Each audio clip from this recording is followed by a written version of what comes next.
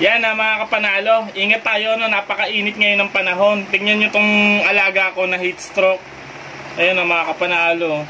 Hindi ko malaman bakit naging ganyan siya, oh. Tingnan nyo, oh. Pero buhay pa naman siya mga tol. Oh, pero yung ano, baksak na siya, oh. Oh. Ano kaya nangyari dito? Ayun mga tol, oh, hindi niya maituwid yung ulo niya, eh. Hindi ko malaman kung heat stroke talaga to. O ano, stiff neck. Napakainit ng panahon na ano, na heat stroke na mga tol. Kaya kayo lagi kayong iinom ng tubig, ha. Ito kasi hindi pinapainom ng tubig, eh. 8 glasses a day mga tol, ha. O busog naman siya mga tol, oh. Ang laki ng butsi niya, oh. Kaso wala na talaga. Siguro ano na, hanggang dito na lang talaga, pantinola na lang.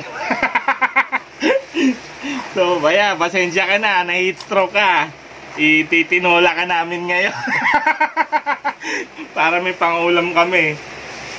Pero pag tinuwid mo yung leg mo ngayon, ay hindi ka namin lulutuin. Hayaan ka namin mabuhay. Tuwid mo kasi yung leg mo. Ayan. Wala, ayaw talaga mga tol. Ayaw niya ituwid yung leg niya mga tol, oh. Talagang baksan yung leg niya. Wala, pang-ulam talaga ang kakauwian mo. Ayaw mong rumikover, eh.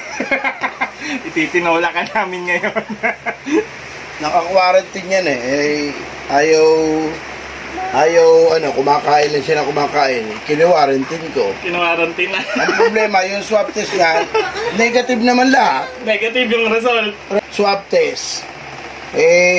Talaga sigurong nagpapaano na siya. Nagpapaluto na. Nagmamadali na. Nagmamadali na. Wawa, Prince. Oh, wawa. Ito, kapag ginanon ninyo, dumadaretso naman siya. No. Pero pag binitay ninyo, ayun. Ayun na. Wawa, Prince. Makuha sa hilot to, Dave. Makuha sa hilot. Nung tinawag ko yung pinakamagaling na manghihilot dito, tapos pina-x-ray ko, wala naman bali yung leeg.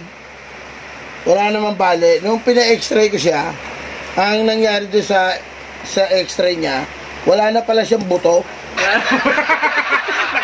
Nauna na yung leeg. Yun mga tol, ito na yung ating ito na yung ating manong na ano, tabingi ang leeg. Tingnan natin kung tatabingi din yung leeg natin kapag kinain natin. Kawawa yung manok, tabingi na leeg, pilay pa. Isihan mo lang, isihan mo lang. Parang ang tigas niya.